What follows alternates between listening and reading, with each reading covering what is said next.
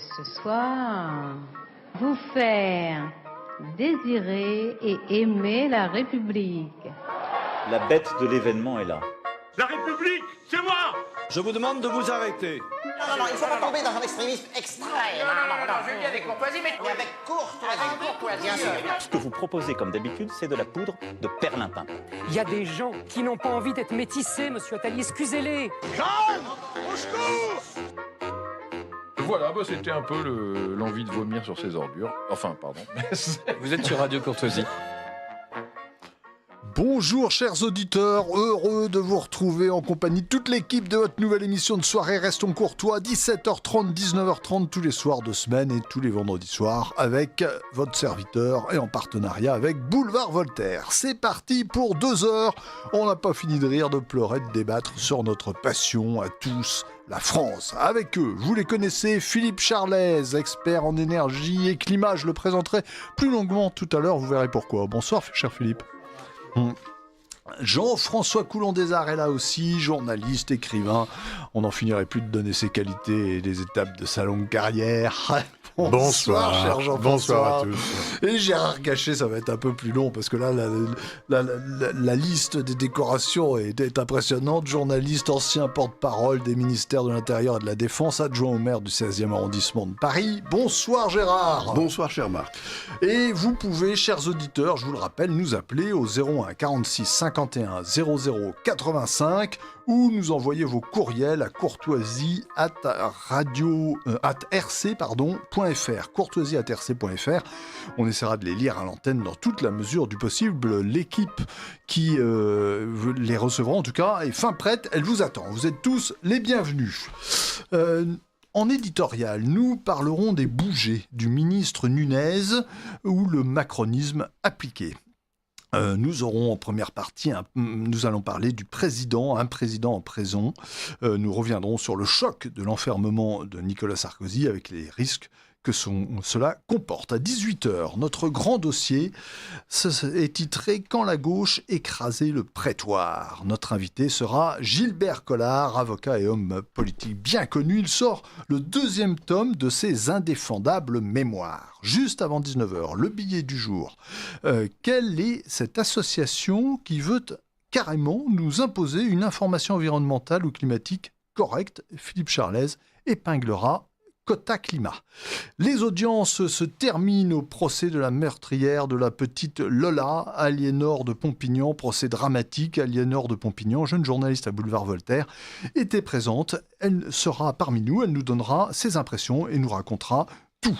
Mais auparavant, le traditionnel tour de table. Qu'est-ce qui vous a le plus frappé cette semaine et pourquoi on peut dire qu'on n'a pas manqué d'événements inédits, Philippe Charlez? Moi je dirais que c'est la discussion du budget. Je crois qu'on assiste à peu près à une taxomanie qui nous amène une nouvelle taxe par 10 minutes, je dirais. C'est à peu près ça. Donc on en discutait avec Jean-François Coulon. Il y a les yachts, il y a le climat, il y a les riches, il y a les moins riches. Alors, il n'y a pas les pauvres, mais enfin, je dois dire que c'est une folie française, mais là, je crois qu'elle est vraiment à son paroxysme. Il y a une créativité française qui s'exprime bien. Alors, je sais pas comment on va être mangé, je ne sais pas ce qui va se passer, et puis on sort derrière le Parti Socialiste qui tient le Premier midi, je ne dirai pas par où, mais cela étant, il est enfermé et on a l'impression qu'il n'arrive plus à en sortir. Il a le choix, faire toutes les volontés du Parti Socialiste ou bien tomber. Ouais, c'est un otage, de fait. Vous avez raison. Jean-François Coulon-Desarts. Moi, l'image de la semaine, c'est le président Sarkozy qui monte dans sa voiture et qui est escorté par une douzaine ou une quinzaine de motards pour aller à la prison de la Santé. Et cette voiture qui rentre dans cette bouche, c'était cadré comme ça, il y avait le mur, la voiture disparaît. Et je dois dire que, encore une fois, du jugement, on ne va pas revenir dessus, parce qu'on en a tous parlé ici. On va y revenir, on y reviendra, si vous voulez. En début d'émission. Et je trouve que cette image a été terrible, parce qu'après Louis XVI, après Pétain, Nicolas Sarkozy, donc il est en train de vivre un peu son Sainte-Hélène. Il rentre, c'est une façon de rentrer dans l'histoire, en tout cas. C'est Sainte-Hélène ou le Temple? Les deux, mon général. Pour Louis XVI, c'était le Temple. Et pour Napoléon, c'était Sainte-Hélène. Mais cette image a été terrible, quoi. Elle était redoutable. Elle est passée C'est en bien boucle. plus humiliant Elle que, est passée que en boucle Sainte-Hélène. sur toutes les chaînes étrangères. Je veux dire, c'est absolument redoutable. C'est- Encore une fois, il est condamné pour la on a bafoué la présomption d'innocence, on s'est essuyé les pieds dessus. Et c'est Alors, absolument on y reviendra tout à l'heure, insupportable. Jean-François. Gardez vos analyses parce qu'on va y revenir tout de suite. Gérard Gachet. Bien, je vais prendre le même fait que notre ami Jean-François Coulon-Desarts, mais à l'autre bout, c'est-à-dire au commencement du trajet et non pas à l'arrivée, puisqu'il se trouve que j'étais avec un certain nombre d'autres personnes, j'y étais moi comme élu, vous l'avez rappelé, Absolument. du 16e arrondissement, mais aussi comme personne ayant des souvenirs parfois de déception, mais également parfois d'enthousiasme du quinquennat de Nicolas Sarkozy. Donc je me trouvais là et j'ai été très frappé par... et je ne m'y attendais pas à ce point-là, au moment où la voiture est partie, par l'émotion qui s'est dégagée dans la foule, et beaucoup de gens, y compris des gens avec qui j'avais discuté juste avant, et qui n'étaient pas des sarkozystes convaincus, avaient les larmes aux yeux. Et je pense que c'est d'une part l'émotion par rapport au sort et à l'injustice quand même du jugement, on y reviendra, Oui, on y qui a reviendra. frappé l'ex-président, mais aussi un début d'exaspération et de révolte contre ce que notre ami Vincent Trémollet de Villers a appelé dans le Figaro une forme de despotisme judiciaire. On va revenir sur tout ça juste après cette petite virgule. Restons courtois avec Marc Baudrier et Boulevard Voltaire. Mais d'abord, édito, à bout de souffle, bousculé, refusé au plus bas dans les sondages, le macronisme s'offre avec le gouvernement Le Cornu l'illusion d'une deuxième vie, une renaissance, un théâtre de survie oublieux de la menace façon République de salauds. Illustration avec le préfet de police devenu ministre de l'Intérieur, Laurent Nunez. Il était l'invité ce 22 octobre de Sonia Mabrouk sur CNews et Europe 1, et on a vu là un grand numéro de contorsionnisme, d'aveuglement volontaire et de souplesse dorsale, un véritable festival. Premier numéro, la précision qui va du simple au triple. Le 20 octobre, donc sur LCI, Laurent Nunez précisait que les étrangers en situation irrégulière en France sont entre 200 000 et 300 000. Un chiffre risible, grossièrement diminué. 2 jours plus tard, le même Nunez assure très sérieusement à Sonia Mabrouk: je suis très transparent sur les chiffres, je ne les ai jamais cachés dans les postes que j'ai occupés.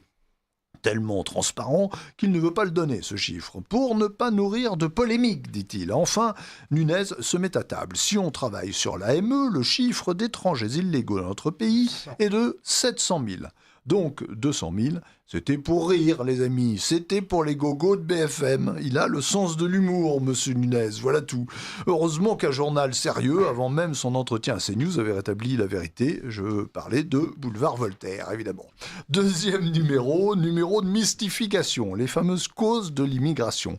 Pourquoi diable tant d'illégaux bravent-ils nos lois et la souveraineté de notre pays pour venir habiter ce pays raciste, la France? Là encore, la pudeur, l'émotion brident la parole du ministre.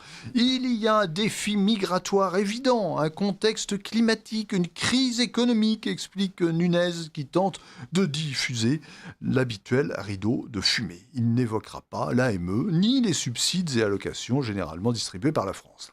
Alors on fait quoi, monsieur le ministre, pour stopper l'immigration illégale? Il faut qu'on travaille avec l'UE pour mieux contrôler nos frontières et qu'on soit plus efficace sur le territoire national. Bon, on est sauvé, merci. Un dernier numéro de macronisme BA pour la route sur l'Algérie. 40% des étrangers en situation irrégulière en France sont aujourd'hui des Algériens, nous dit monsieur Nunez. Et nous mettons dans les centres de rétention administrative ceux qui sont les plus dangereux. Donc, il faudra qu'il y ait un moment un bouger là-dessus, car il y a un engorgement.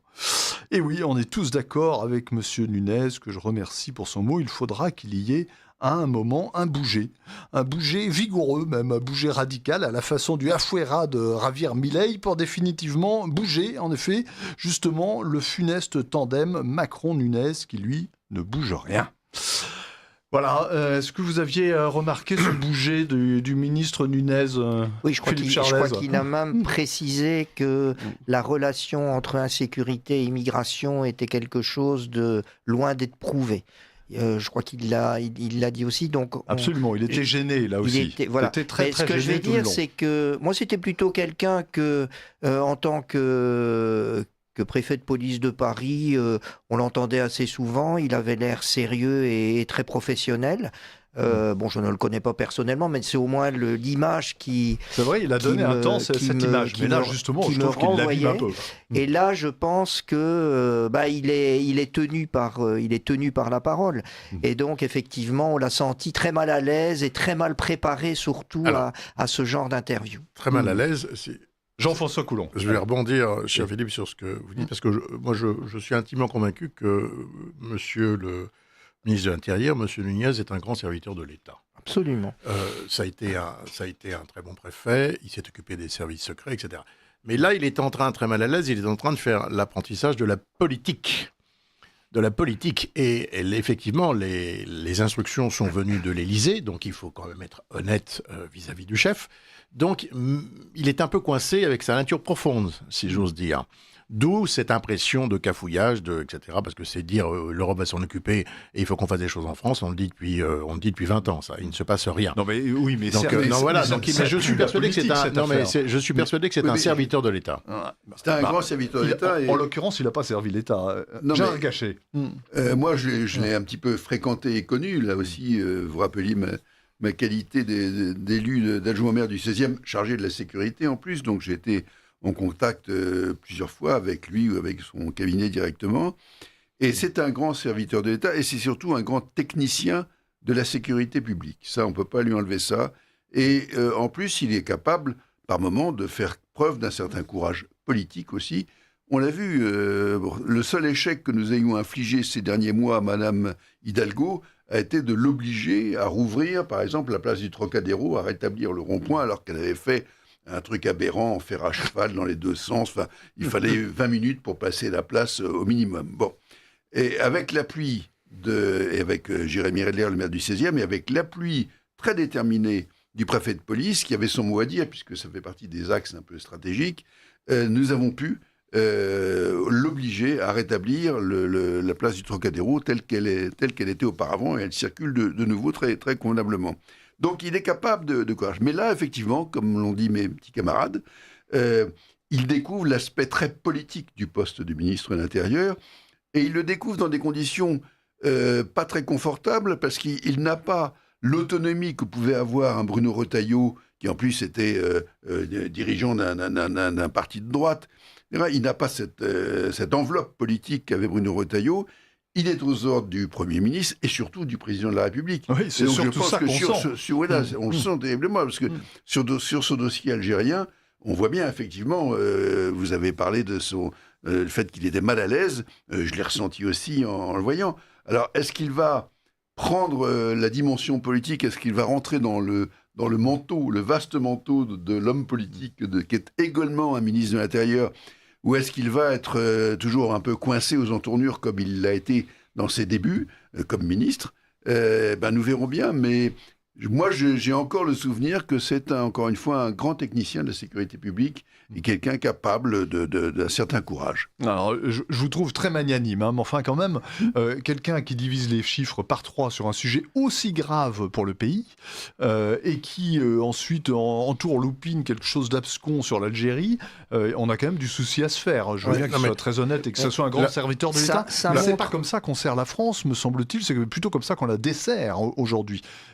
Philippe Charlez. Oui, ça montre peut-être aussi la limite d'un ministre technicien. On est toujours en train de dire finalement il faudrait mettre à tous ces postes des techniciens, alors qu'en réalité on voit qu'à partir du moment où vous avez un technicien et qu'en fait il ne doit plus faire de technique, mais comme Gérard dit, de la politique, ça devient beaucoup plus compliqué pour lui. Je me rappelle en son temps de Francis Maire, qui avait été ministre des Finances et qui voulait finalement être ministre des Finances comme il avait été avant, PDG, je ne sais plus de quel... D'Usinor Sassilor, absolument. Et en fait, on voit que ça n'a pas marché. Et énormément de ministres techniciens que pourtant on réclame sans arrêt. se sont avérés être des échecs parce qu'en fait, la politique et la technique, finalement, je conçois que ce soit deux choses très différentes. Avoir au moins un politique qui ait le sens de la technique. Alors, mais un technicien seul a du mal, à mon avis, dans ce un poste-là. technicien qui divise des chiffres aussi graves par 3, est-ce que c'est une erreur technique? Non, je ne pense pas qu'ils les avaient divisés sciemment. Est-ce que c'est une forfaiture politique? Non, je crois qu'ils ne parlaient pas tout à fait de la même chose et qu'ils ne les avaient pas divisés sciemment par 3. Peut-être. J'ai entendu aussi, c'était pas... Alors là, vous attaquez sa qualité de technicien. Non, ils ne parlaient pas de la même chose. Que n'entend-on quand on discute de politique, dans des repas d'amis, etc. Je ne comprends pas. Moi, je mettrais au ministère de la Santé un médecin, je mettrais un général à l'armée et donc un préfet de police à l'intérieur. Ça paraît être un casting parfait. Et enfin, on se rend compte que ça ne marche pas. De toute façon, il a moins de marge de manœuvre que son prédécesseur, que Bruno Retailleau. Et l'affaire algérienne, elle ne peut se régler qu'à l'Élysée. Il faut dénoncer ces accords de 68. D'ailleurs, le rapport qui a été fait par ces 2 députés qui sont macronistes, est absolument terrifiant.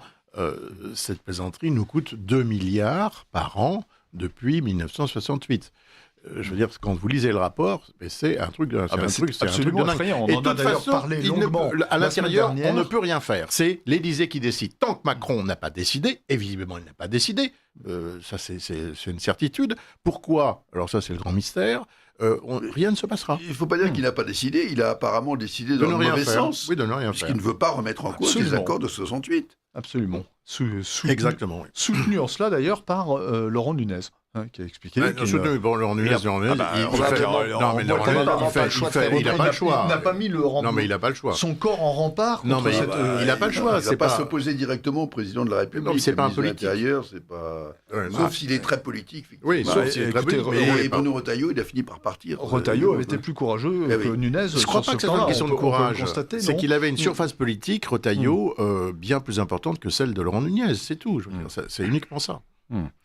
Allez, on en termine avec ce dossier. Nous allons parler de nous aurons tout à l'heure, il est arrivé, notre grand invité, Gilbert Collard, qui sort le 2e tome de ses indéfendables mémoires, avec ce sous-titre « Traquer la vérité dans les personnages du crime ». On en parlera longuement avec lui dans un instant. Mais d'abord, un président en prison, est-ce qu'on a bien mesuré les conséquences de cette décision judiciaire ?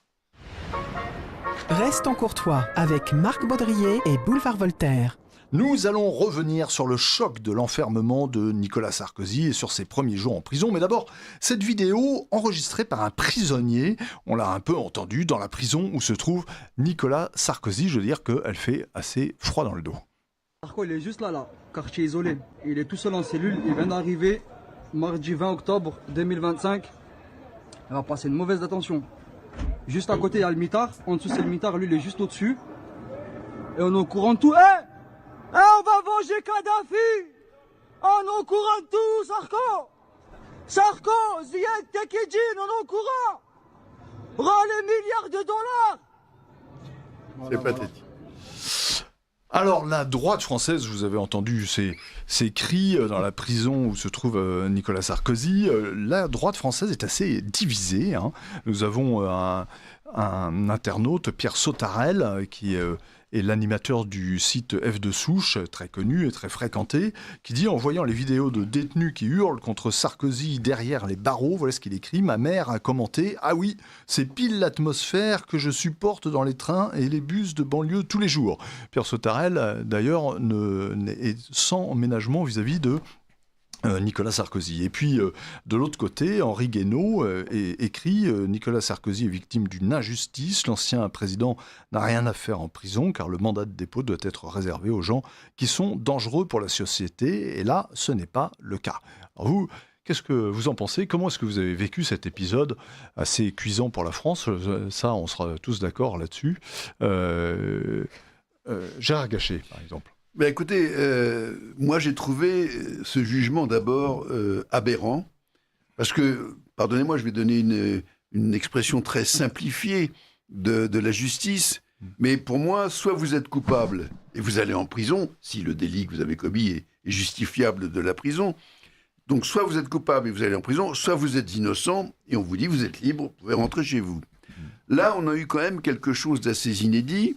On a dit, vous êtes innocent, en gros, puisque pour le financement libyen de la campagne, vous êtes relaxé. C'était quand même le chef d'accusation principal. Le pacte de corruption, vous êtes relaxé. Le détournement de fonds publics, vous êtes relaxé. Mais vous allez quand même en prison. Et en prison pour 5 ans, ce qui n'est pas rien. Et alors, pour justifier, parce qu'il fallait quand même bien justifier cette incarcération, on dit, ah oui, mais vous avez conclu une association de malfaiteurs avec... alors on dit, mais pourquoi une association de malfaiteurs en quoi elle a consisté? Bon, on ne sait pas en quoi elle a consisté, mais on sait que vous ne pouviez pas ne pas savoir que certains de vos collaborateurs envisageaient de discuter avec des officiels libyens pour vous ramener de l'argent dans la campagne.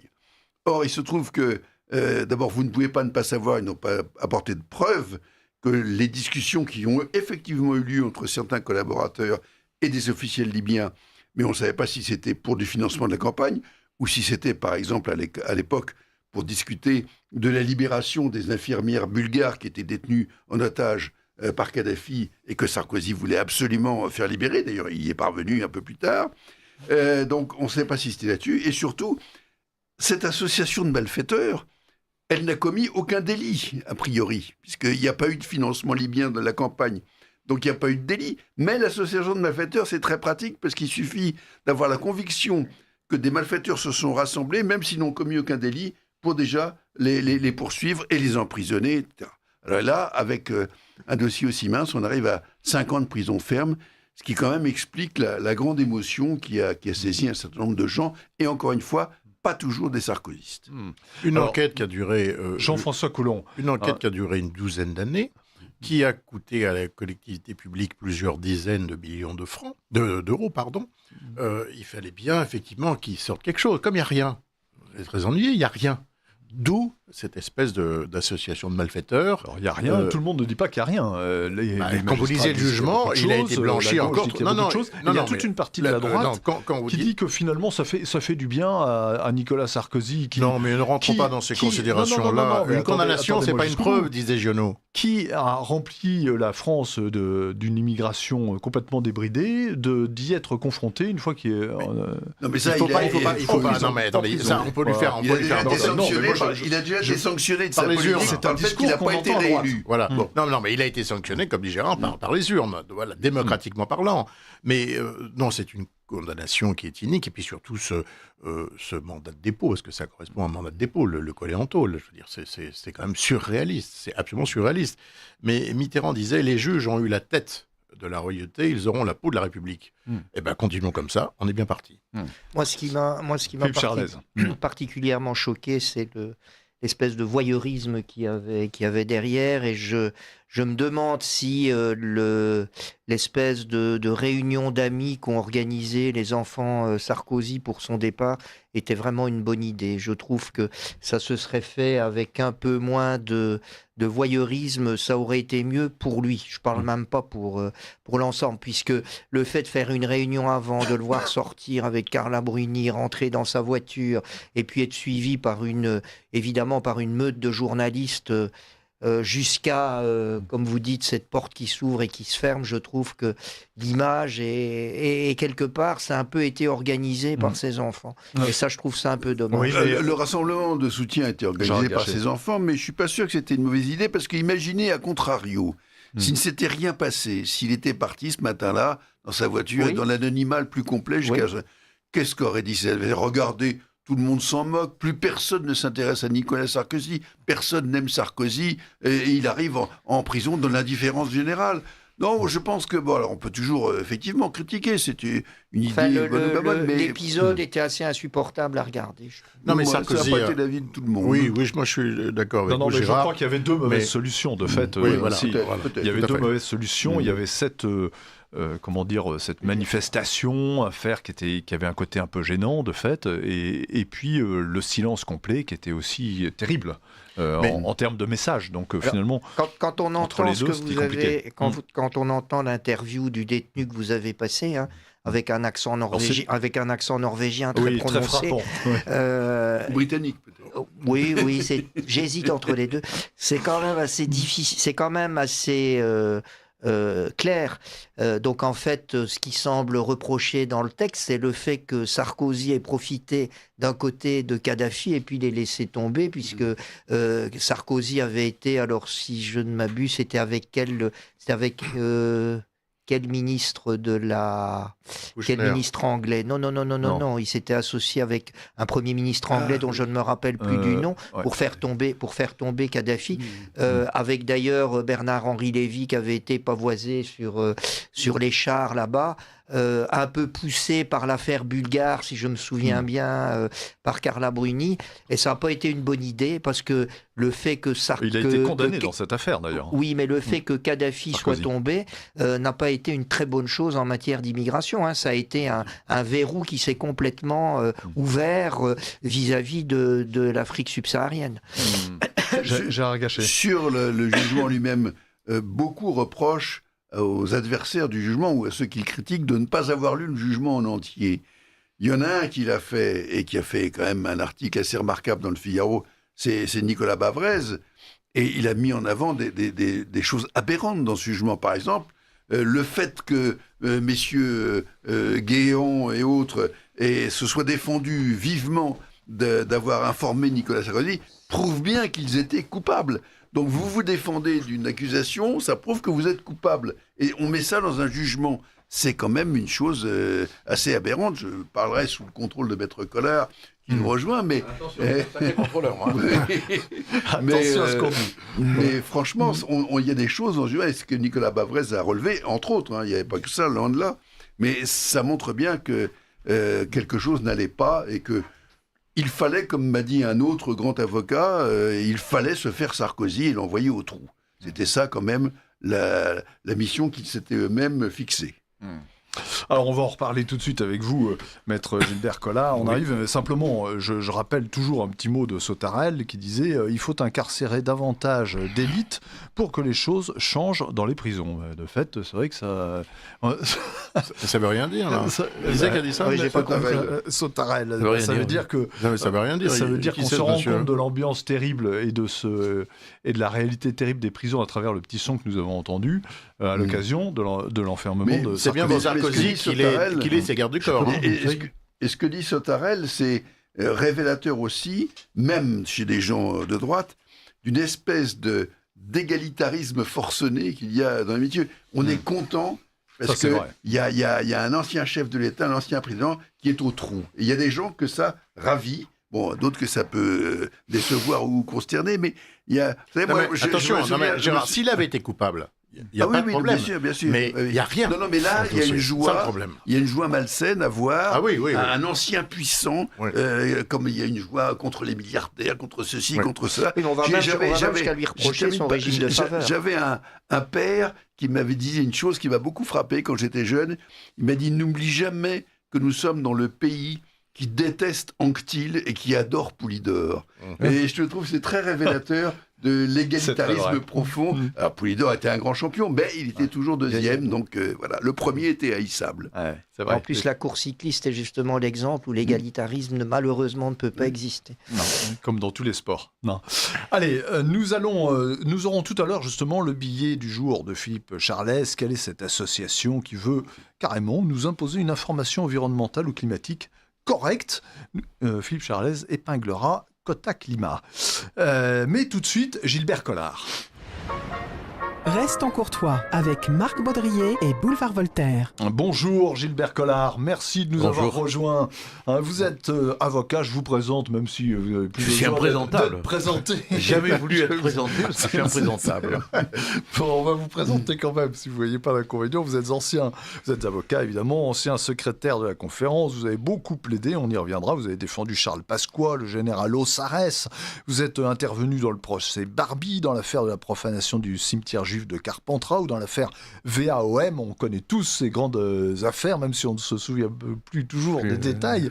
Et vous avez aussi fait une belle carrière politique avec le Front puis le Rassemblement National. Vous avez été député français et député européen jusqu'en 2024. Mais c'est l'avocat que nous recevons aujourd'hui et même l'avocat écrivain, puisque vous sortez le 2e tome de vos indéfendables mémoires avec ce sous-titre « Traquer la vérité dans les personnages du crime ». C'est un livre absolument passionnant. Je le recommande à nos éditeurs. Livre de 150 pages édité chez Mareuil Éditions. Alors, d'abord, je voulais qu'on prenne un petit peu de hauteur, des grandes affaires qui défraient la chronique. On en a encore. Nous avons vécu l'affaire Pellico, très médiatisée, le dénouement de cette affaire politico-financière incroyable avec l'emprisonnement de Nicolas Sarkozy. Nous venons d'en parler et on va en reparler. Et puis, on a eu cette semaine le procès de cette Algérienne, procès abominable de cette Algérienne qui a assassiné la petite Lola. Nous y reviendrons tout particulièrement en fin d'émission, avec Aliénor de Pompignan, journaliste à Boulevard Voltaire, qui a suivi... Elle a été condamnée. Elle a été condamnée à la perpétuité incompressible. Voilà. Espérons que la perpétuité sera perpétuelle. C'est la première fois qu'une femme est condamnée. Oui. C'est ça. Ouais. Voilà, c'est ça. La meurtrière de la petite Lola vient d'être condamnée. Il y a quelques minutes, et pas beaucoup de suspense. On s'attendait à ce qu'elle soit. Elle avait pas beaucoup de circonstances. Mais bon. Donc on y reviendra à partir de 19h avec Aliénor de Pompignan qui a suivi jour par jour ce procès, qui a fait des chroniques extraordinaires dans Boulevard Voltaire. Alors, mais d'abord, question, Maître Collard, quand vous vous tournez vers le passé, qu'est-ce qui a changé? Est-ce que la machine judiciaire a changé? Est-ce que les médias ont changé? Est-ce que l'intérêt du public a changé pour ces grandes affaires? Ou est-ce que vraiment la patte humaine est la même? Le criminel ou la criminelle est le même. Les ressorts du mécanisme criminel, quand on se penche sur l'histoire du crime, sont les mêmes. Que ce soit l'affaire de la Malagouffée, l'affaire Landru, l'affaire Petiot, l'affaire Vacher, l'affaire Patrick Henry, l'affaire Ranucci, l'affaire Pellico, les mécanismes de l'horreur humaine ne changent pas. Moi, je suis un théoricien du crime originel. Un homme l'avait théorisé, c'était Lombroso. On l'a cloué au pilori parce que il avait tenu des propos qui ont été considérés comme dérivant vers le racisme, parce qu'il y avait une forme de caricature quelque part chez lui. Mais je crois profondément, pour avoir beaucoup rencontré de grands criminels inimaginables, si je vous racontais ce que j'ai vu, vous ne le croiriez pas. C'est vrai qu'on le lit avec intérêt dans votre livre. Oui. Et vous le dites dans votre livre, page 249, dans la conclusion, le même fonctionnement mental traverse les siècles, et d'aussi loin que l'on regarde le mur de la légende des siècles, on y voit surgir Caïn, tuant Abel. Caïn demeure tel qu'en lui-même, toujours aussi inchangé qu'incompris, le signe du diable est là. Voilà, vous le dites. Voilà. Alors, ce qui a changé, si vous voulez, c'est le traitement collectif. Médiatique ? Oui. Non. Oui, en ce sens que la réflexion écrite a été remplacée par l'image émotionnelle. Et ça, c'est très préjudiciable au mental de l'être humain, au mental de l'homme. Là où vous aviez une plume qui racontait, vous avez un journaliste qui résume et qui montre des images. Et souvent, du reste, ce sont des images d'archives qui ne correspondent même pas à la réalité du moment, mais on est dans l'émotionnalité de l'image. C'est la grande phrase de Debord, « Je parais donc je suis ». Voilà. Et la grande différence pour moi, mais je peux me tromper, je ne prétends pas avoir raison, la grande différence, c'est que maintenant, on n'a plus du tout de narrativité du fait divers criminel, on n'a plus du tout de réflexion narrative sur le fait criminel, on n'a plus du tout d'introspection. On a Hollywood, Netflix, l'image. Mais ce que vous nous dites là, c'est que précisément les journaux de presse écrite, dont les chroniqueurs judiciaires étaient d'ailleurs des grandes vedettes. Il n'y en a plus, bien sûr. On se souvient de Jean-François Foucard, Paul Lefebvre, Pocher, etc. C'était des plumes, ils écrivaient. C'est ça. Moi, j'ai relu... Tout ça a été remplacé par la télé, par l'image. La dictature émotionnelle. La dictature d'émotion. C'est maintenant, on vit, comme le dit Maffezoli, sous l'empire de l'atmosphère émotionnelle. C'est l'impératif émotionnel. Bon, j'ai relu La faveur de l'affaire Dominici, dont je me suis occupé pour la révision du procès, ce qui a été une aventure archéologique extraordinaire. On a du reste retrouvé les scellés par hasard. Mais ça, c'est une histoire que je raconte qui est inimaginable. On est à la bibliothèque en train de tourner un documentaire pour TF1 à la bibliothèque, je dis bien, hein, de Digne. Hein. Les scellés, on ne les avait pas retrouvés depuis 30 ans. Et le bibliothécaire nous apporte un gros carton en nous disant, il y a marqué Dominici sur ce carton, regardez. On ouvre, il y avait les scellés. Ils avaient foutu les scellés à la bibliothèque, ils l'avaient oublié. Incroyable. Alors le procureur s'est fait engueuler.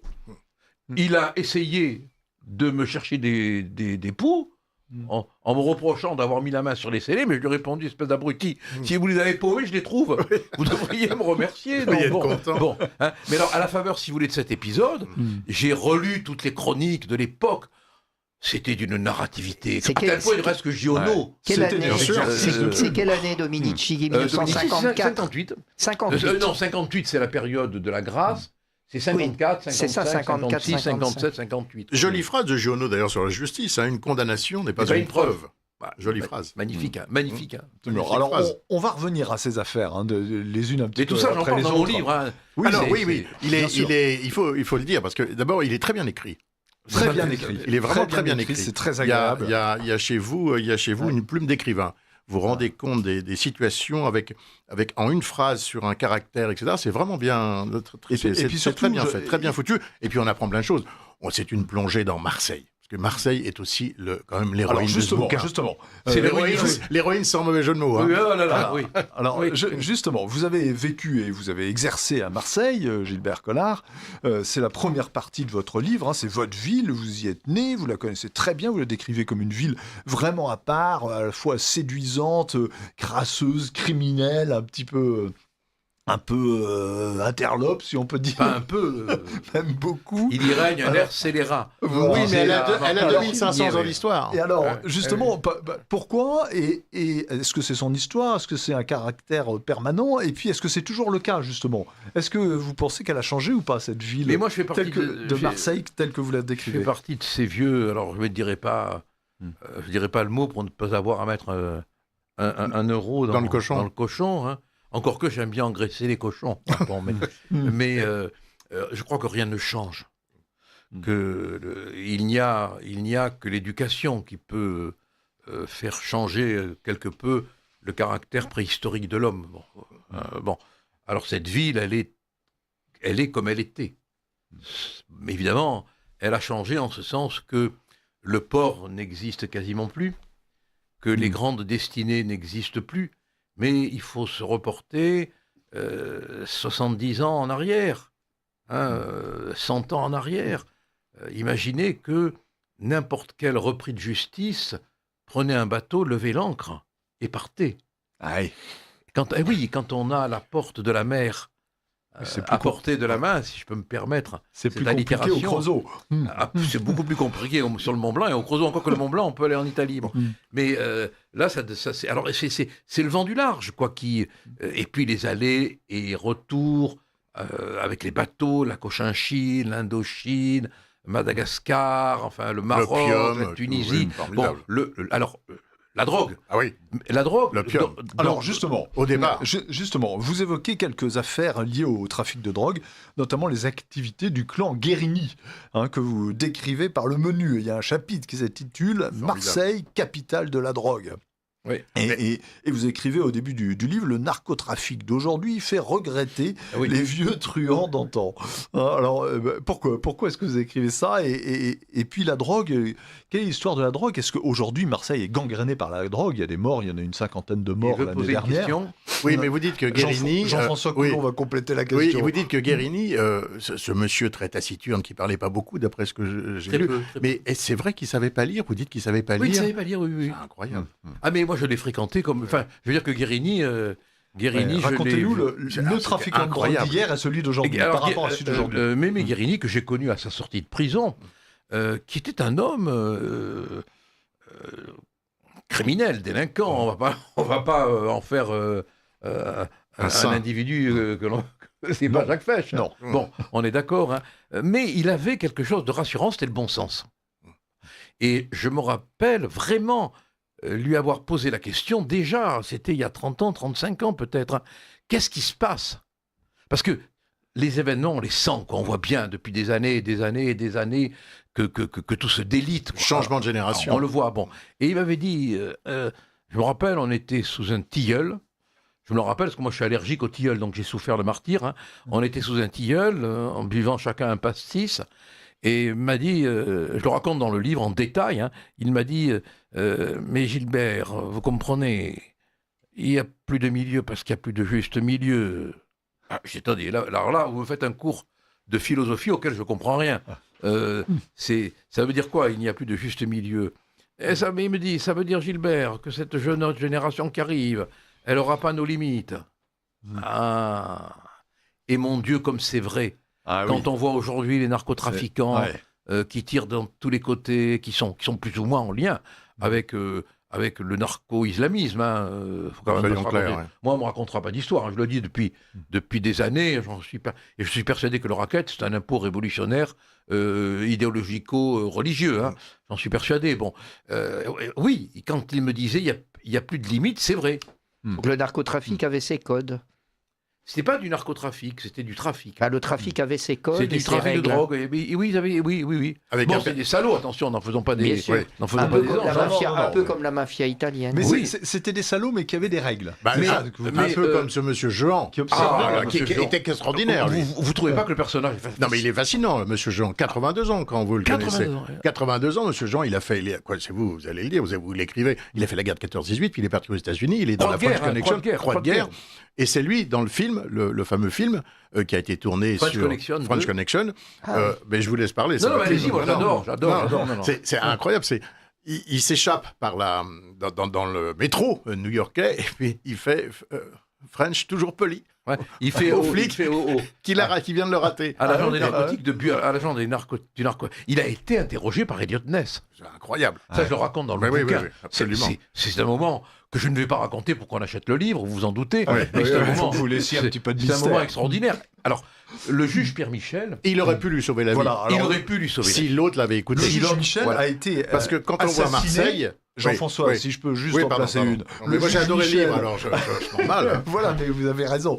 Non, mais simplement, le juge Michel, pour que tous les auditeurs nous suivent, a été assassiné le 21 octobre 1981. Il regagnait son domicile à Marseille en moto. Hein, il avait tenté de faire tomber un caïd, un certain Zampa, que vous avez rencontré, Gilbert Collard, là-bas. Hein, voilà, je voulais juste préciser ça. Alors, revenons sur Jean Jehan, parce que voilà. C'est un type absolument extraordinaire. Il parlait 6 langues. Y compris l'araméen, je crois. l'araméen.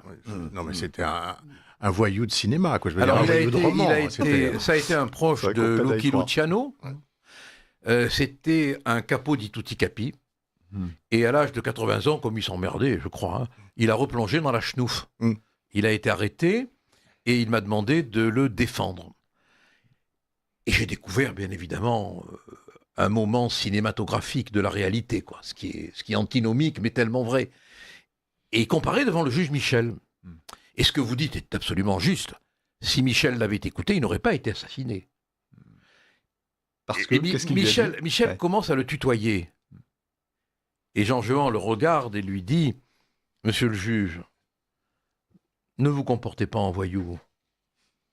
Restez à votre place. C'est dangereux de vouloir se comporter en voyou quand on est juge. Restez à votre place. » Et Michel, qui avait l'habitude d'être très, très dur, hein, très, très froid, très, très méprisant même, s'est senti d'un seul coup comme jugé. Il s'est mis à le vouvoyer, et puis, au fil des interrogatoires, il s'est pris d'intérêt pour cette histoire vivante. Quand vous avez devant vous un mec qui a connu Al Capone, Lucky Luciano, qui a été interrogé par Elliot Ness, enfin quand même, c'est quand même quelque chose, non, hein. Et l'obsession de Michel, c'était de savoir si la fameuse scène dont vous venez de parler, celle du métro, était vraie ou pas. Alors, c'est un passage du livre que je raconte en détail, mais je vais vous le résumer. Lors du dernier interrogatoire, Michel lui dit « Bon, monsieur Jehan, je vais vous libérer ce soir. mais je vais faire ce que j'ai jamais fait pour aucun détenu. Je vais vous raccompagner jusqu'à l'escalier qui conduit au géol. Étonnant. Je pars donc avec Michel d'un côté, Jehan au milieu, qui avait toujours une canne. Il ne boitait pas, il ne claudiquait pas. Il avait une canne pour se défendre. Ah, c'était pas par élégance. Non, c'est pas par élégance. Une canne épée ou une vraie Non, canne? c'était une vraie canne, mais il avait appris. Il avait appris à s'en servir. Et il me disait, Gilbert, il y a toujours une canne. Le reste, j'ai très souvent une canne, moi. Bon. Et donc, on arrive au pied de l'escalier. Oh, j'ai presque envie de vous dire, lisez la suite dans le livre, hein, mais bon, on arrive au pied de l'escalier. On arrive au pied de l'escalier. Et Michel lui dit alors, c'était vous ou pas dans le métro? Jean lui dit, monsieur le juge, j'ai jamais rien fait de répréhensible, moi. Il franchit la première marche, la deuxième, la troisième, il se retourne vers le juge, il lui fait un petit signe d'au revoir, et il lui dit, ah, un Français toujours poli. C'est formidable. C'est formidable, c'est des personnages absolument incroyables. Non, mais on est à des années. Et le juge Michel lui a serré la main. Et le juge Michel, ça a été la seule fois. C'est la seule fois où il a serré la main à quelqu'un. Oui, c'est vrai. On est des années-lumière, à des années-lumière des voyous et des trafiquants de drogue d'aujourd'hui qui parlent pas 9 langues, hein, qui parlent. Non, mais c'est même si vous voulez. Quand ils en parlent une, c'est pas la nôtre en général. Oui, c'est ça. Même la délinquance s'est détériorée, quoi. Et le juge Michel, alors vous voyez dans son bureau, vous le tutoyez en public. Jean-François Coulon. Oui. Non, je le tutoie en privé. Pardon, vous le tutoyez en privé, vous le voyez en public. Oui. Vous avez vu, vous aussi, qu'il allait vers une fin certaine? Mais comme je le raconte dans le livre, l'épisode de ce client que j'avais, qui a demandé à être reçu en urgence par Michel, sans avocat et sans policier, parce qu'il était au courant qu'on allait le tuer. Michel a convoqué ce détenu, mon client, et il m'a convoqué également, parce qu'il ne pouvait pas le recevoir en mon absence. Il a fait sortir les policiers, et le détenu, je revois la scène, c'est une scène crépusculaire, à laquelle, sur le moment, et c'est ça qui est terrifiant, quoi, on n'a rien compris, le délinquant lui a dit « On va vous tuer, hein. On va vous tuer, je vous le dis, moi. Voilà, je suis venu vous le dire. » Et le juge l'a laissé repartir, et personne ne s'en est préoccupé. Comme quoi, dans les prisons, on peut décider de qui vit et qui meurt. Réfléchissons à ça. Hein. Allez, vous avez aussi suivi l'affaire du Temple solaire et l'affaire de Carpentras. On en parle tout de suite. Restons courtois avec Marc Baudrier et Boulevard Voltaire. Et avec maître Gilbert Collard que nous recevons aujourd'hui sur Radio Courtoisie, entouré de Philippe Charlez, Jean-François Coulon des Arts et notre ami Gérard Gachet. Vous vous retrouvez au cœur de l'affaire du Temple solaire, 50 victimes en Suisse en 1994. Comment est-ce que vous vous retrouvez là? Vous vous racontez que vous êtes embarqué dans cette affaire par l'intermédiaire d'un prêtre. Oui, c'est encore une scène qui appartient au Da Vinci Code. C'est un soir où je suis invité à dîner chez des amis, et là, il y a un prêtre, un dominicain, qui est prêtre et peintre, qui venait dîner avec nous. On se retrouvait très souvent. Et il a l'air complètement défait, et il nous dit: ce qui m'arrive est effroyable, quoi. Je n'en reviens pas. Je viens d'apprendre le suicide de 3 membres d'une famille que je connaissais très bien, et j'avais même fait des dessins pour l'œuvre poétique de l'une des victimes, avec une postface de Jouro, l'un des deux gourous. Et le prêtre me dit: je m'en veux terriblement d'avoir côtoyé le diable et de ne pas l'avoir vu. Voilà. Et c'est comme ça que j'entre, parce qu'il me demande de m'occuper de la famille des victimes. C'est comme ça que j'entre dans l'affaire du Temple solaire, mais je n'y entre pas qu'en avocat.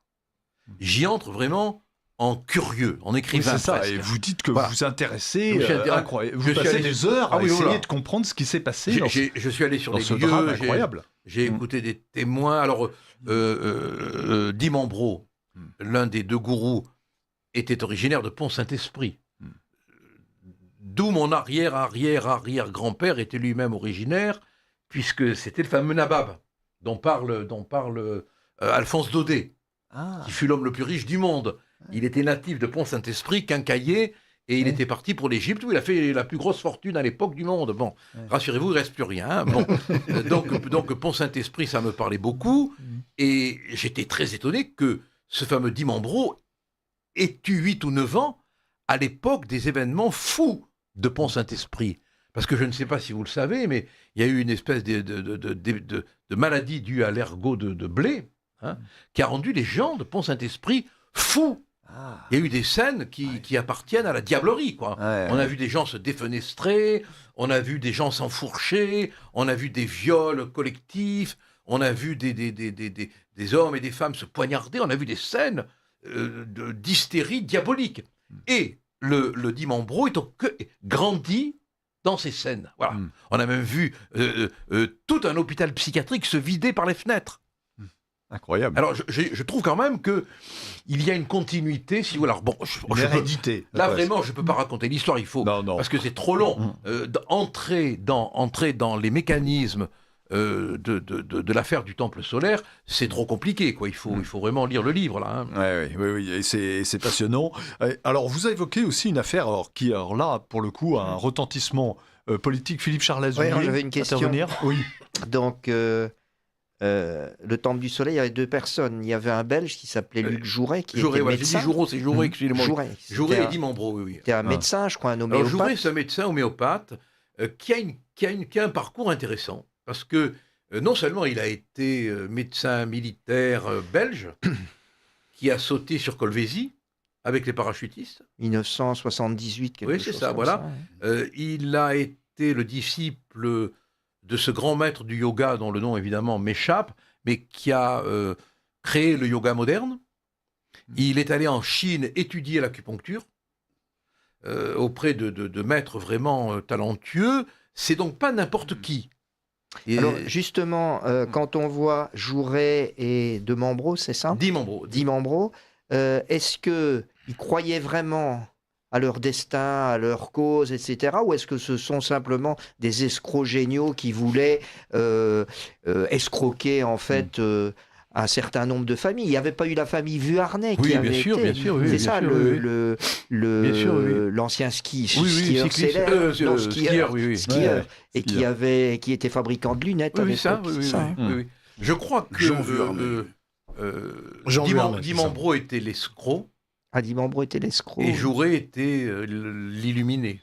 Mais c'était vraiment un illuminé? Oui.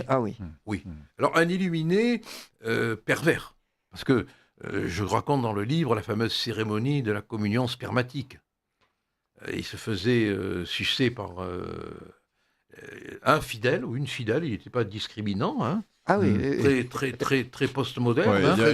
Il y avait une dimension... Voilà. Et une fois qu'il avait éjaculé, le fidèle allait porter la communion dans la bouche de tous les autres. Donc on est quand même dans une... Oui, voilà. Faut quand même voir l'érotisation très perverse qu'il y a là derrière. Mais il y a toujours du sexe dans les... Toujours.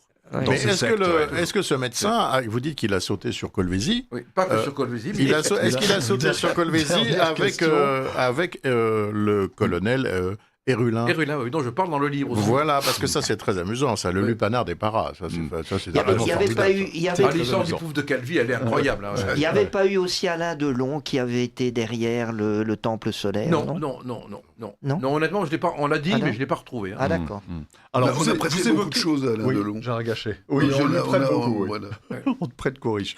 Vous évoquez aussi l'affaire de Carpentras. Alors ça, c'est très intéressant parce que il y a une dimension politique qui dure encore pratiquement jusqu'à nos jours. C'est le 10 mai 90, on découvre la tombe violée de Félix Germont, qui est décédé 15 jours plus tôt. Vous êtes l'avocat de la famille de Félix Germont, Gilbert Collard. 2 affaires.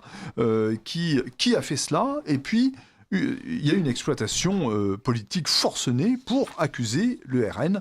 C'est une immense histoire de manipulation politique et vous êtes plongé dans cette affaire. Comment est-ce que vous arrivez au plein cœur de cette affaire de Carpentras ? J'y arrive parce qu'Alain Germont a besoin d'un avocat qui n'a pas peur. Souvent, on est venu me voir parce que j'avais la réputation... Vous connaissez cette famille, quoi. Non, je ne la connaissais pas. Il est venu me voir sur ma mauvaise réputation. En se disant, il n'aura pas peur d'y aller. Hein.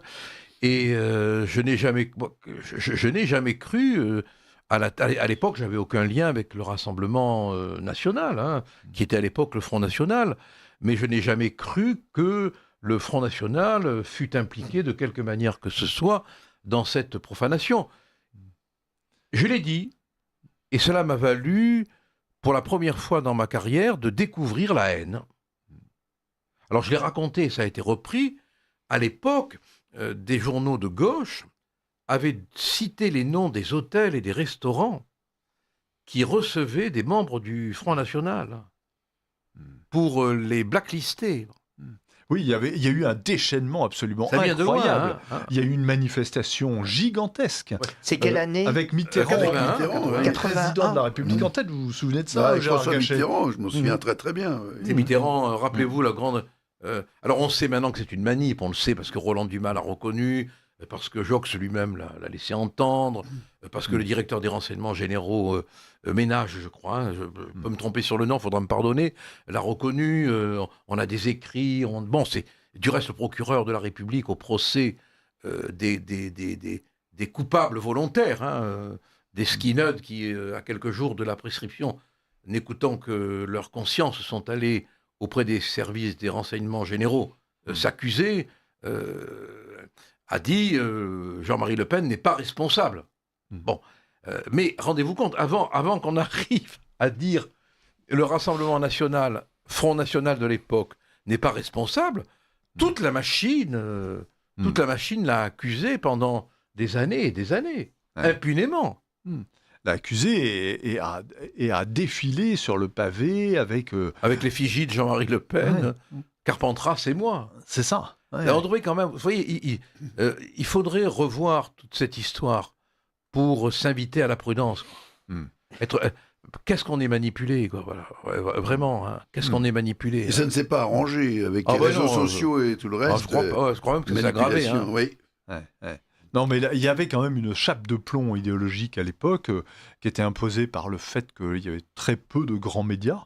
Et finalement, il n'y avait pas de médias alternatifs, surtout. Il n'y avait pas de médias alternatifs. Et donc la vérité était imposée à tous, quoi. Et tout le monde est convaincu, encore aujourd'hui. Si on faisait un sondage, je suis sûr que 90% des gens diraient que c'est le Rassemblement national qui a fait le coup. Oui, c'est possible, c'est possible. Il y a une question, là.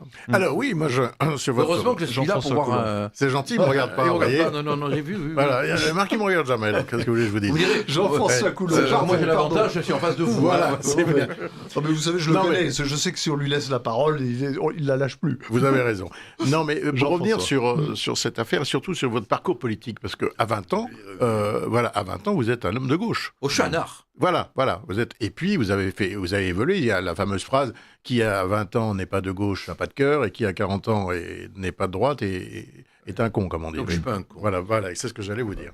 Donc, et cette évolution, elle s'est faite rapidement, elle s'est faite comment? Bah, écoutez, moi j'ai été... Alors, bon, je le raconte volontiers, parce que si je ne suis pas moi-même, qui le sera. Bon, donc autant dire les choses. J'ai été un homme de gauche littéraire. J'avais lu Vallès, j'avais lu Jaurès, j'avais lu Victor Hugo. Je croyais que tous les délinquants étaient des voleurs de pain.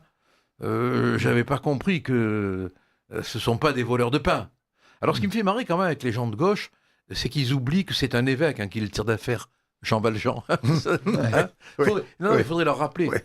Après avoir volé les chandeliers. Comme je ne suis plus à rappeler à quelqu'un. C'est pas un syndicaliste. Non, c'est pas un syndicaliste. À quelqu'un ce matin qui parlait de laïcité, je fais une parenthèse. Je lui dis, mais attendez, vous parlez de laïcité, mais je vous rappelle que la Déclaration des droits de l'homme, elle est sous les auspices du grand architecte de l'univers. Dieu est présent. Alors, sous une forme qui est pas catholique dans l'expression, mais Dieu est là. Ne l'oubliez pas quand même. Bon, passons. Et donc, j'ai cette perception complètement romanesque, littéraire, Zola, Dreyfus, les combats pour la liberté. Je me rappelle de cette phrase de Vallès qui me transportait. Je dédie ce livre à tous ceux qui nourris de grec et de latin levèrent les yeux vers le ciel et moururent pour la liberté. Voilà, tout est dit. Quoi. Tout est dit, voilà. Bon. Ouais. Et puis après, j'ai vu arriver les escrocs, quoi. Quand j'ai vu arriver Tapi, chez les socialistes, quand je me suis rapproché des socialistes, vivants, réels, concrets, je me suis dit, mais non, attends, ce sont des gens foutres, quoi. Et je suis parti, voilà. En quelle année? Oh, c'était en 81. Hein. Ah oui, rapidement. 81, 82, oui. Ben, c'est après Carpentras, hein. Parce qu'à partir de Carpentras, j'ai été... Là, vous avez vu la manipulation de J'ai gauche. vu la manipulation, voilà. À grande échelle. À grande échelle. Faudra juste réformer votre notice Wikipédia parce qu'elle prétend que vous étiez au Parti Socialiste jusqu'en 1990. Non, on ne peut rien faire contre Wikipédia. On ne peut pas réformer. Ils peuvent écrire n'importe quoi, vous ne pouvez pas le corriger. J'ai essayé de corriger ma fiche Wikipédia 50 fois, on ne peut pas. Ça aussi, c'est un scandale, qu'il faut signaler, mais on ne peut pas rectifier les erreurs qu'il y a dans une fiche Wikipédia. Absolument. C'est un scandale absolu. C'est voilà. vrai pour des particuliers comme pour des entreprises. Ils ont. Si nous on dit une bêtise, on voilà, est susceptible d'avoir peuvent des procès. Écrire n'importe quoi. Eux non. Voilà, c'est extraordinaire. Ils sont au-dessus des lois. On va vous demander, Gilbert Collard, quelle est l'attitude de l'avocat des grandes et des petites causes vis-à-vis des juges, puisqu'on parle beaucoup des juges actuellement. Restons courtois avec Marc Baudrier et Boulevard Voltaire. Et avec Philippe Charlès, Jean-François Coulon-Desarts et Gérard Gachet. Gilbert Collard, quelle est l'attitude de l'avocat des grandes et des petites causes vis-à-vis des juges? Vous savez qu'ils font polémique après le jugement de Nicolas Sarkozy, après beaucoup de choses d'ailleurs. On met beaucoup en cause les décisions des juges, leur laxisme réel ou supposé. Avec quel œil est-ce que vous regardez ça? Est-ce que c'est un débat nouveau pour vous et est-ce qu'il est justifié ou pas? Écoutez, alors, quand j'ai pris ma retraite, on m'a demandé pourquoi. J'ai répondu, je n'ai plus le bon public. Je parlais des juges. Voilà. Moi, j'ai connu une génération de magistrats. Il y avait, comme dans toute chose humaine, le pire et le meilleur. Mais ils étaient... on parlait la même langue, voilà. On parlait la même langue. Alors, il y avait ceux qui pouvaient être laxistes, sévères, mais ils n'idéologisaient pas le droit. Ce qui me terrifie, le mot est choisi, aujourd'hui, c'est l'idéologisation du droit. À partir du moment, et Hannah Arendt le dit très bien dans son étude sur les origines du totalitarisme, c'est quand l'application de la loi devient idéologique et non plus légale. C'est pas un pléonasme. C'est pas un pléonasme. On doit appliquer la loi d'une manière... Par exemple, le jugement concernant Nicolas Sarkozy, que j'ai lu, donc, faut pas qu'on vienne me raconter des histoires, je me suis farci ce jugement, qui est pour moi un article de presse, de 380 et quelques pages, n'est pas une construction juridique. Au sens où un juriste... Parce que vous en avez lu quelques-uns, j'imagine. Ah oui, peu. Et je peux vous confier que j'en ai parlé avec deux magistrats à la retraite, l'un qui fut président du tribunal correctionnel de Marseille et l'autre qui fut président de la cour d'appel, des appels correctionnels à Aix, et qui était consterné.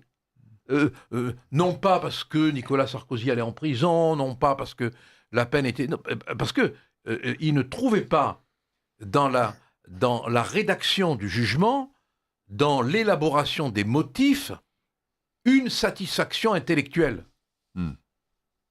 C'est bien démontré. Non, c'est pas démontré. On ne peut pas dire que les principaux délits n'existent pas. Si vous voulez, c'est un arc sans flèche, quoi. Voilà. Alors, ce jugement est un arc sans flèche. Il y a l'association de malfaiteurs, mais il n'y a pas les délits pour lesquels... Voilà. L'action de malfaiteur, c'est le wagon de queue de la justice. On met ce qu'on veut dedans. On met ce qu'on veut dedans. Ah. Alors, Gérard Gachet, je vous donne la parole tout de suite, mais avant, j'en profite pour lire l'avis de quelques auditeurs qui ont appelé et qui disent Sarkozy, ils sont assez sévères. Hein. Sarkozy a été jugé en équité et pas en droit. Il ne pouvait pas être jugé en droit car il avait tous les moyens d'empêcher qu'on prouve quoi que ce soit. Eh bien oui. Voilà ce que dit un auditeur. Il y a eu 12 ans d'enquête, des millions dépensés. À faire la justice, parce que si le motif de la condamnation, c'est qu'on ne peut pas... C'est pas... Alors, rappelons les principes, quand même. Ce n'est pas à un accusé de prouver qu'il est innocent. Depuis Cicéron, et peut-être même dans le code d'Hammurabi, c'est à l'accusation de prouver la culpabilité. Enfin, quand même, je veux dire, il y a une ignorance des principes fondamentaux qui est effrayante. C'est vrai. Alors, un autre auditeur nous dit il faut regarder complément d'enquête sur la 2 hier soir qui montrait vraiment que Sarkozy n'est pas un saint et qu'au contraire, il est bien responsable de ce qui lui arrive. Voilà. Bon, d'abord, moi, si j'ai un procès en béatification à faire, je ne confierai pas le dossier à complément d'enquête. Hein, d'abord. Ensuite, moi, je n'ai aucune sympathie pour Nicolas Sarkozy, mais aucune. Je ne lui pardonnerai jamais d'être revenu sur le référendum de 2005. Ça, c'est sûr. La situation dans laquelle on est, il en est un peu responsable. Largement. Mais essayons quand même de faire preuve d'humanisme, c'est-à-dire d'être capable de nous élever au-dessus de la banalité des choses pour donner une interprétation satisfaisante sur le plan du droit, sur le plan de la philosophie du droit, etc. Bon, on condamne quand on démontre. Alors justement, il y a un auditeur qui va tout à fait dans votre sens, qui dit étonnant que personne n'évoque que M. Sarkozy nous a entraînés dans le traité de Lisbonne, oui, voilà, il a raison. Dans l'Union européenne, alors que 56% des électeurs ont voté. Oui, mais ça ne vaut pas 50 prisons. Il a raison. Ça ne vaut pas 50 prisons. Tout est dit, voilà, il a complètement raison, je lui donne entièrement raison. Absolument. Mais il n'est pas prévu dans le code pénal que ça vaut 50 prisons. Hein. Et une incarcération immédiate. Gérard Gachet. Oui, maître, moi je n'ai pas pu vous interroger sur votre livre parce que je n'ai pas encore pu l'acquérir, mais tout ce que j'ai entendu me donne très envie de le faire dès que possible. Mais on a parlé de votre parcours politique et j'ai un souvenir personnel, je crois, et pardon si je me trompe, en 1989, vous étiez en principe toujours à gauche, peut-être plus au Parti socialiste, et je crois me souvenir vous avoir vu à l'église Saint-Nicolas du Chardonnay, porter le cercueil de Jean-Louis Tixier-Vignancourt, que l'on enterrait ce jour-là. Et ma question c'était, est-ce que c'était simplement une confraternité professionnelle envers le grand avocat qu'il fut, ou est-ce que c'était un début d'évolution politique vers la droite de votre part? Non.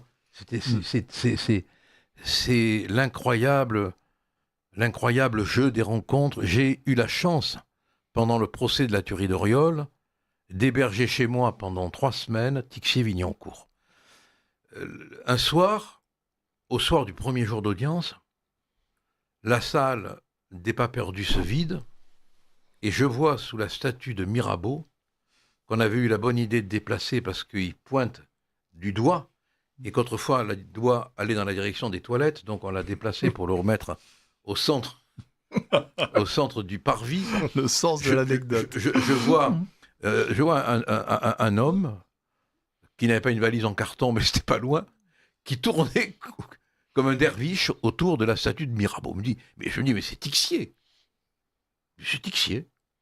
Et comme à l'époque, on avait un immense respect pour les anciens, quelles que fussent leurs idées, leurs opinions, leur parcours, je vais le voir. Et je lui dis, maître, parce qu'on disait maître, je dis, maître, est-ce que je peux vous aider? Et il me regarde, il me dit, je suis dans la merde. Je suis dans la merde. Je dis, pardon? Je sais pas où dormir. Je sais pas où dormir. Comment ça, vous savez pas dormir? On vous a pas pris une chambre d'hôtel? Non. Non. Et puis, j'ai pas de quoi me la payer. Incroyable. Je dis, mais je le raconte dans le tome 1 du livre. Je lui dis, écoutez, moi, je vous héberge. Hein. Je suis trop heureux.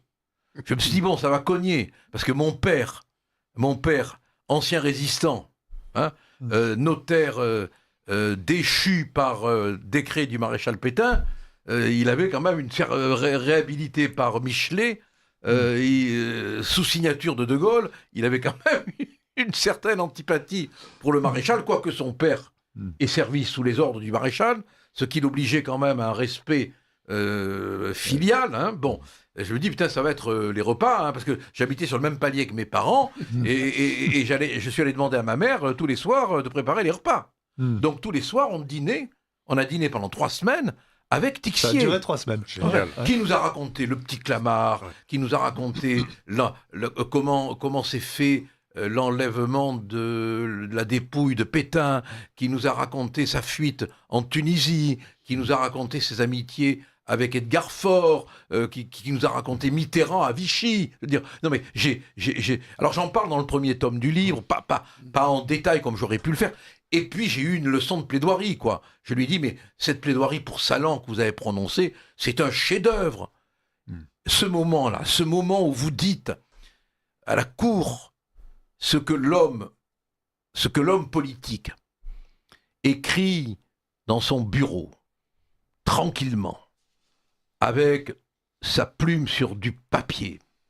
Le militaire, lui, dans la tempête, l'écrit à la pointe de son sabre, dans le sable et avec le sang.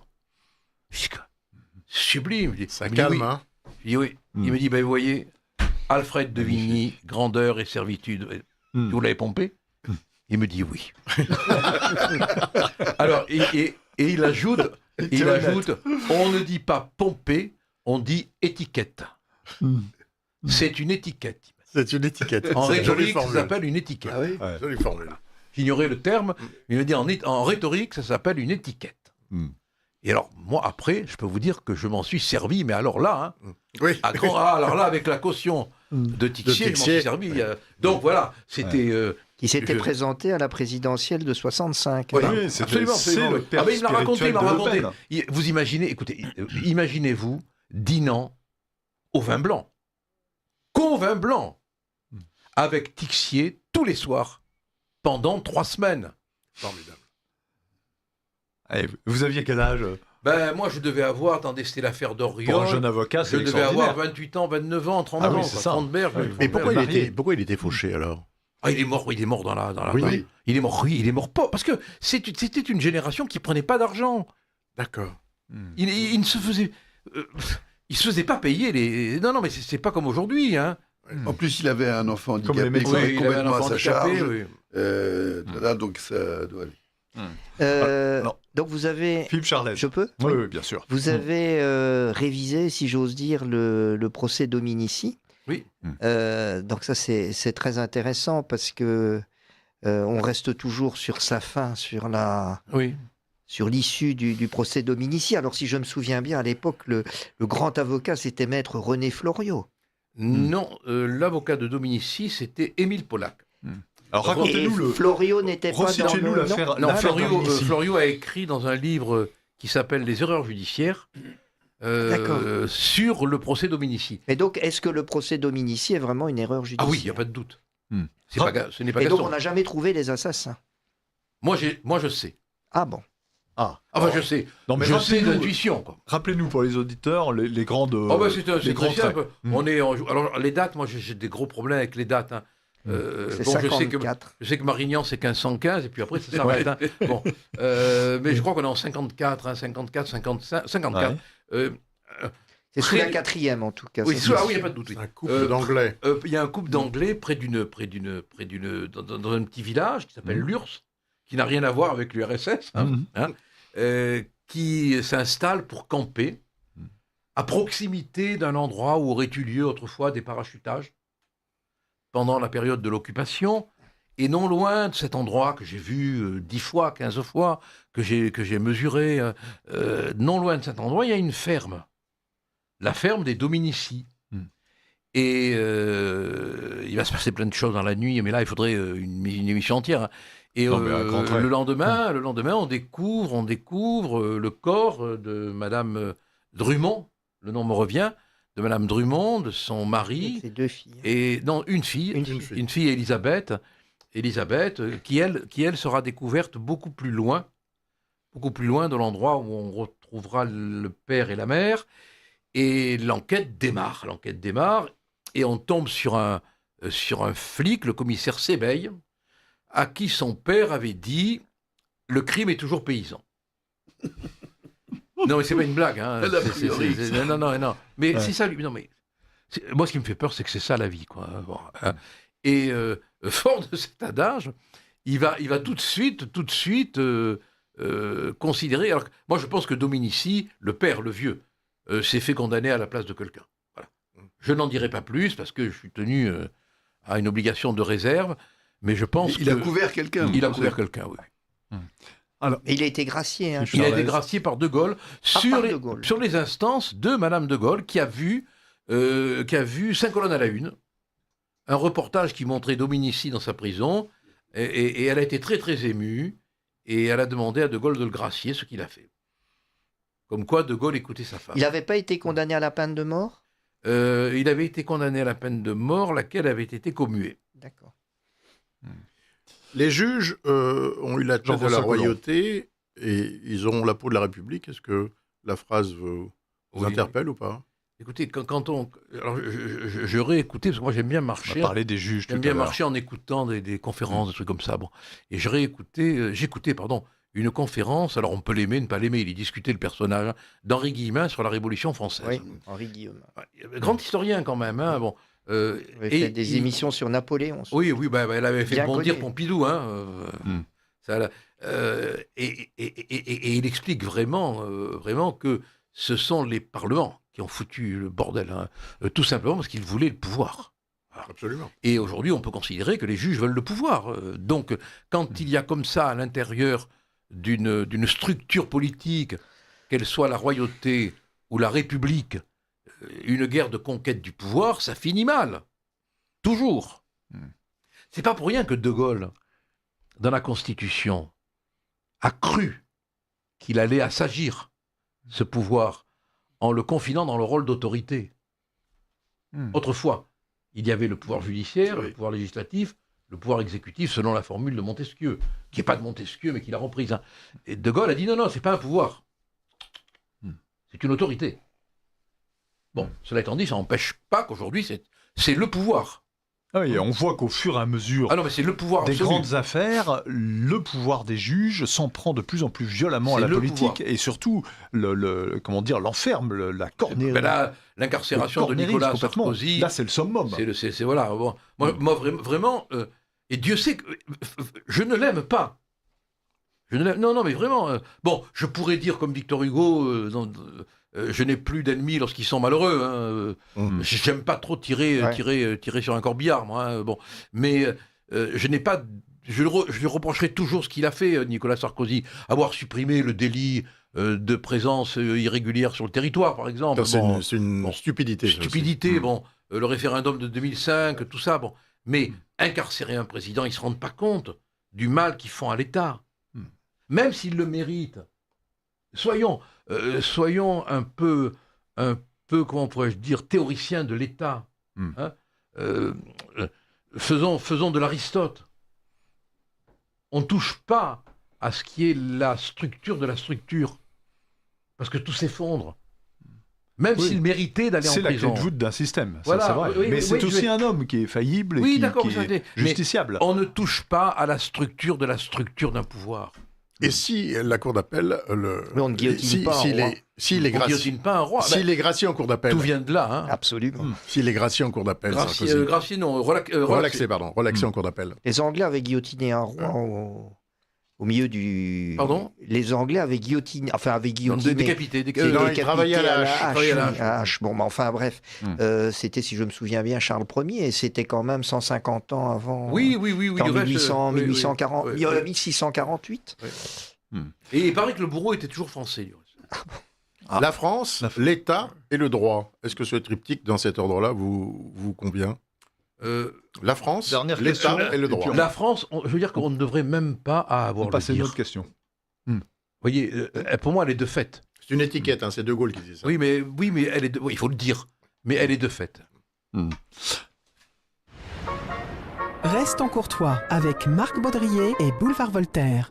Et avec Philippe Charlès, Jean-François Coulon-Desarts, Gérard Gachet et Gilbert Collard qui est parmi nous pour la parution de du deuxième tome de ses indéfendables mémoires.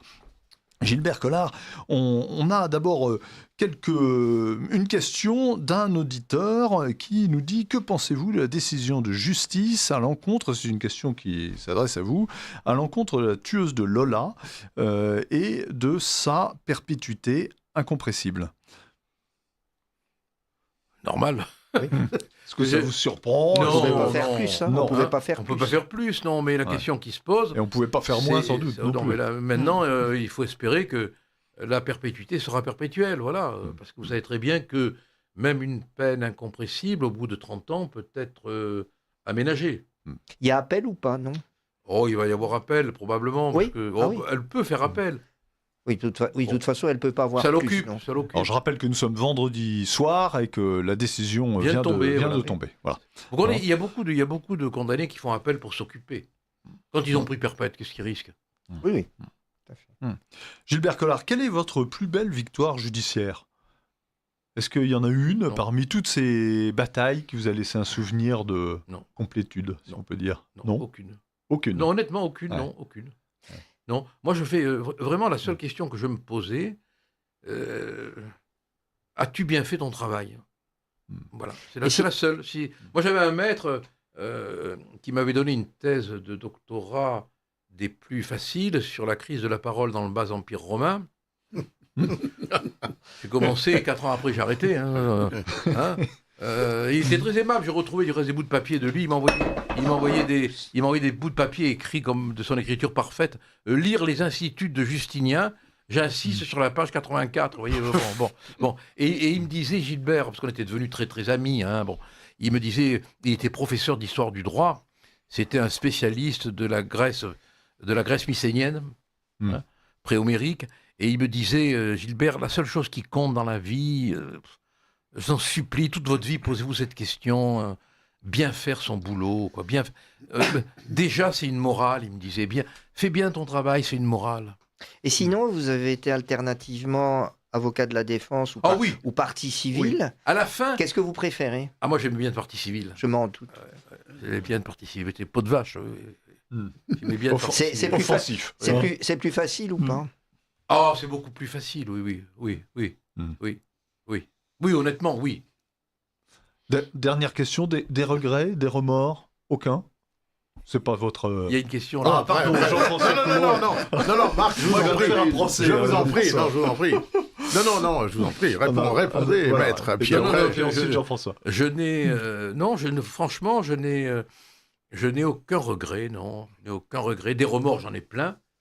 Mais ce sont des remords chrétiens, quoi. Si je me permettre, c'est de ne pas avoir toujours fait ce que je devais faire, c'est de ne pas avoir toujours eu le courage que j'aurais dû avoir, c'est de ne pas avoir toujours refusé de jouer le jeu des apparences mondaines, surtout ça, oui. Voilà. Ce que je me reprocherais le plus, c'est peut-être d'avoir été un mondain médiatique, voilà. Ça, oui, ça m'emmerde, voilà. Bon. Non, honnêtement, oui. J'ai peur que le Père éternel me le reproche, je ne sais pas pourquoi, mais bon. Voilà.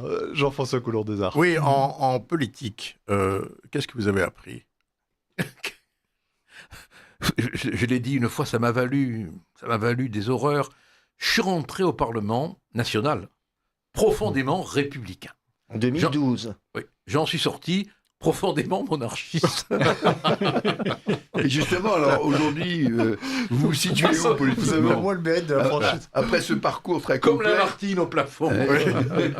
Non, mais vous avez encore des activités ou une adhésion politique? On me cherche, on m'appelle, on me demande de me présenter à la mairie de Nîmes. Je ne veux pas. Non. Je ne veux pas. Je suis arrivé à un moment où j'ai fait le tour des vanités. Voilà. Vous êtes retiré sur l'Aventin? Oh, l'Aventin, c'est trop haut pour moi, mais donc vous nous dites aujourd'hui que vous ne serez jamais ministre de la Justice. Non, si on me parce demande... que certains l'ont promis et puis ont changé d'avis. Si on me demandait demain d'occuper un poste où je sens que pendant une période limitée, j'insiste là-dessus, parce que qui veut durer ne fait pas ce qu'il doit faire. C'est vrai. C'est Cincinnatus, quasiment. Ah oui, moi en tout cas, c'est pour une période limitée, puis écrite. Là, en ce moment, les périodes limitées sont non, mais une période limitée, très limitées. Non, mais une limitée volontaire. Oui. Là, ils foutent le camp, mais ils ne veulent pas. Hein. C'est vrai, c'est vrai. Bon, limitée volontaire, j'accepterai si on me donne... Par exemple, imaginons que je puisse être pendant... Il me faudrait 1 an et demi, 2 ans. Pendant 2 ans, ministre de la Justice. Mais 2 ans, après, comme ça, on pourra dire de moi ce qu'on veut, on pourra m'accabler, on pourra m'insulter. Je m'en fous. Je m'en fous. Comme il y a beaucoup de choses à faire, je dirais pas non. Ou à l'intérieur. Vous voyez, mais encore pendant une période limitée, avec engagement, bien sûr, de ne postuler à aucun poste. Du reste, je suis partisan, pour le président de la République, d'un septennat non renouvelable. Oui, ce qui Oui. Bon, nous allons transmettre... Première chose que vous feriez à la justice? Je créerai un statut de la responsabilité des magistrats. Je l'ai élaboré, je l'ai rédigé, je l'ai proposé, il a été rejeté. Pourtant, je n'ai fait que reprendre le corps jurisprudentiel élaboré par les magistrats pour les avocats. Eh bien écoutez, nous allons transmettre ce message au président de la République et au Premier ministre qui nous écoutent certainement en ce moment. Je crois que...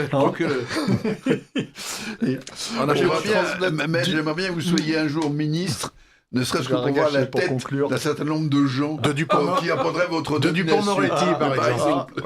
Ah oui, ça c'est vrai. Qui n'a aucun humour, comme chacun sait. Ah non, il n'a aucun humour. Non, moi, je peux vous le confirmer, parce que je l'ai fréquenté, beaucoup fréquenté.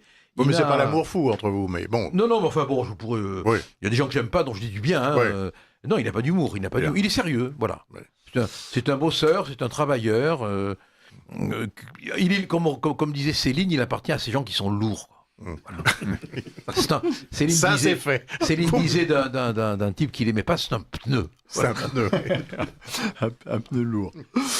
Merci Gilbert Collard, je recommande votre livre, Indéfendable Mémoire, c'est le tome 2, c'est chez Mareuil Éditions, c'est extraordinaire, un peu quand on aime les grandes plaidoiries, les grandes affaires françaises, quand on a envie de se replonger dans les années 50, 60, 70, et toutes ces affaires dont on oublie les détails mais dont on se souvient le nom, et bien là on replonge au cœur de ces affaires et de ces personnages, surtout avec leur épaisseur humaine. Vous êtes un peu un romancier dans ce livre, et c'est extraordinaire. Merci Gilbert Collard, et vous revenez